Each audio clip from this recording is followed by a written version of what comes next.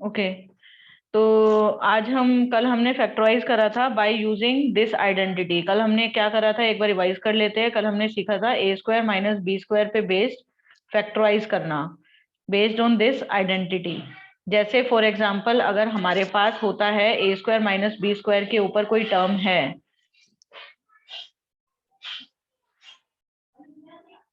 समझो, ठीक है। तो कल हमने इस आइडेंटिटी पे बेस्ड हमने क्वेश्चंस करे थे। फॉर एग्जांपल अगर हमारे पास एक क्वेश्चन है 16x का होल स्क्वायर माइनस 25y का होल स्क्वायर।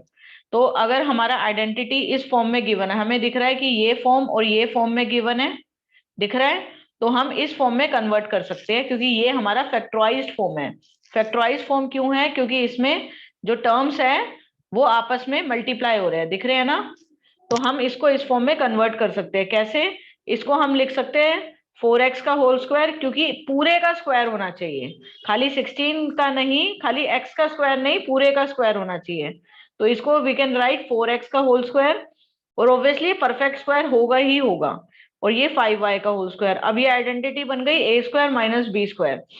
तो हम इसको कन्वर्ट कर सकते हैं किसमें? a प्लस बी और a माइनस बी में, क्योंकि हमारे पास आइडेंटिटी होती है। तो a क्या है हमारा यहाँ पे? 4x। a याद रखना 16x नहीं होगा, a will be 4x and b will be 5y। अब हम a और b की वैल्यू यहाँ पे पुट कर देंगे, तो हमारा आ जाएगा 4x प्लस 5y, और सिमिलरली a माइनस बी मतलब 4x माइनस 5y। इस तरीके से हमने कल क्वेश्चन करे थे बेस्ड ऑन दिस आइडेंटिटी। ये हमारा फैक्टराइज हो गया क्योंकि टर्म्स आपस में मल्टीपल की फॉर्म में है। आज हम सीखेंगे middle term splitting. This is very very important part of this class, not only this class, आगे के लिए भी बहुत इंपॉर्टेंट है, क्योंकि इसी से ही तुम आगे जाके फैक्टराइज करोगे, इक्वेशन का सॉल्यूशन निकालोगे। जैसे फॉर एग्जांपल आपका क्वेश्चन है 2x square plus 9x plus 10। इसको ध्यान से समझना, ये हमारा एक एक्सप्रेशन है। इसको कैसे फैक्टराइज करते हैं? तो हमें क्या करना है, इसको बोलते हैं मिडल टर्म स्प्लिटिंग। तो ये जो पहले, सबसे पहले इसको, ये हमेशा टर्म इसी फॉर्म में होने चाहिए, सबसे पहले 2 फिर 1 फिर 0। मतलब पहले x की पावर 2 होने चाहिए, फिर x की पावर 1 फिर 10। अगर ऐसे गिवन होगा ना आपको कोई क्वेश्चन, इसको फैक्टराइज करो, तो आप इसको ठीक से ऐसे लिख लेना, मतलब सबसे पहले सीरीज की फॉर्म में लिख लेना, ठीक है। अब इसको हम बोलते हैं मिडिल टर्म स्प्लिटिंग। मतलब जो बीच वाली टर्म है उसको हमें दो पार्ट्स में स्प्लिट करना है, 9x को, और 4 टर्म्स बना देनी है। जब 4 टर्म्स बन जाएगी तब तुम्हें क्वेश्चन करना आता ही है। जब वी हैव 4 टर्म्स तो हम कॉमन लेके कर सकते हैं। तो हमें 9x को कैसे ब्रेक करना है? 9x को आप देखो बहुत तरीके से ब्रेक कर सकते हो। 1x प्लस 8x कर सकते हो, 2x प्लस 7x कर सकते हो। ऐसे तो काफी सारे वेज है 9x को ब्रेक करने के। तो हमें 9x को ब्रेक इस तरीके से करना है कि प्लस करके तो 9x बने, दिख रहा है ना ये 9x, लेकिन मल्टीप्लाई करके, उन दोनों टर्म्स को मल्टीप्लाई करके क्या आना चाहिए? फर्स्ट और लास्ट टर्म का multiple. First term is 2, last is 10, x भूल जाओ, फर्स्ट इज 2 लास्ट इज 10। तो मल्टीप्लाई करके हमारा 20 आना चाहिए और प्लस करके 9 आना चाहिए। तो 9 को इस तरीके से ब्रेक करो कि जो प्रोडक्ट आए दोनों टर्म्स का वो 20 हो, और प्लस करके क्यों 9 हो? क्योंकि 9x के जो बाद में साइन है, याद रखना बाद में प्लस का साइन है। सॉरी। तो 9x को कैसे ब्रेक करोगे?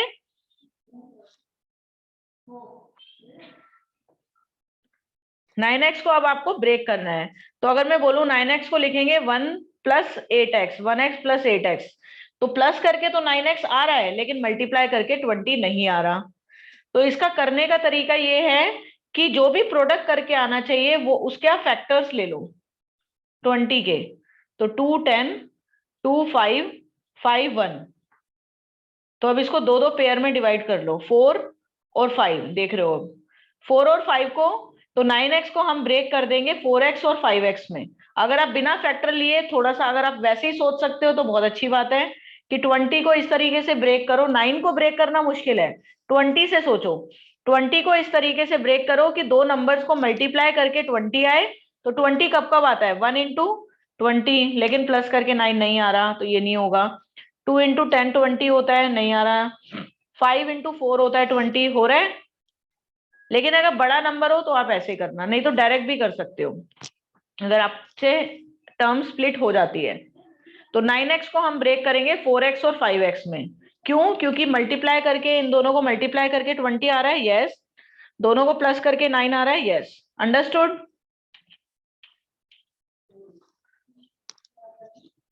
तो हम इसको लिख देंगे 2x² प्लस 9x की जगह हम लिख देंगे 4x प्लस 5x। क्लियर है? प्लस 10। समझ आया?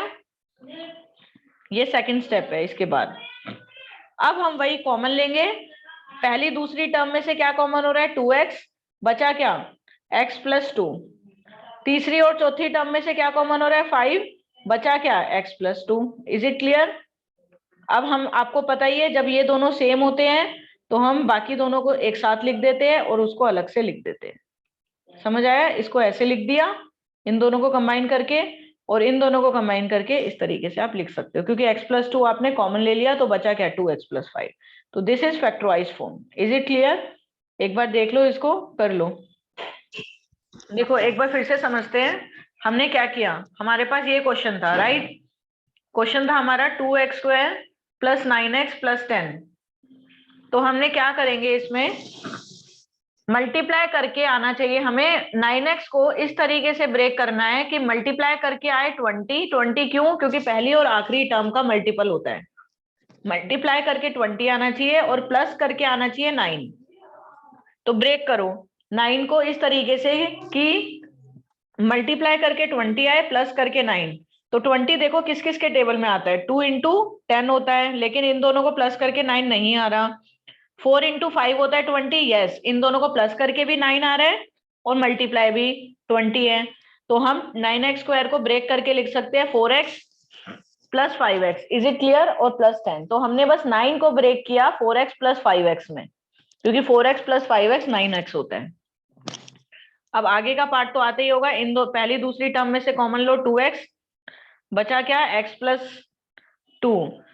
तीसरी और चौथी टर्म में से कॉमन लेंगे 5, x प्लस 2 रह गया। अब ये हो जाएगा 2x प्लस 5 और x plus 2। Is it clear? तो इस तरीके से हम फैक्टराइज कर सकते हैं by middle term splitting. Now come to the next question. एक और क्वेश्चन करके देखते हैं।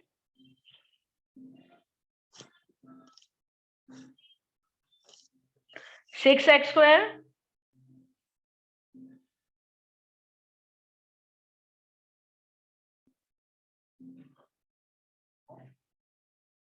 Second question, x² plus 5x plus 6।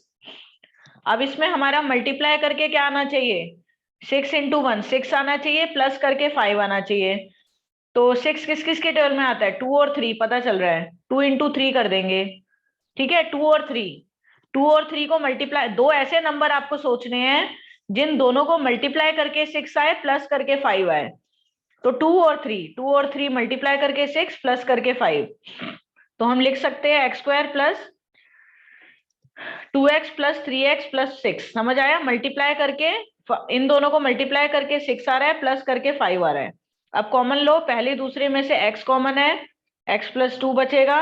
Third और फोर्थ टर्म में से क्या कॉमन आ रहा है? 3x प्लस 2 रह गया। अब आ गया हमारा x प्लस 3, x प्लस 2 बाहर आ जाएगा और x प्लस 3 बच जाएगा। ये दोनों के अंदर एक चीज का ध्यान रखना, बहुत इंपॉर्टेंट चीज है कि ब्रैकेट के अंदर दोनों सेम टर्म होने चाहिए। अगर ब्रैकेट के अंदर सेम टर्म नहीं है, दैट मीन्स कि तुमने फैक्टराइज गलत किया है। यहाँ पे जो तुमने स्प्लिटिंग करी है उसको गलत, वहां पे कहीं ना कहीं मिस्टेक करी है। तो मतलब तुम एक बार उसको फिर से करके देखोगे। अंडरस्टूड?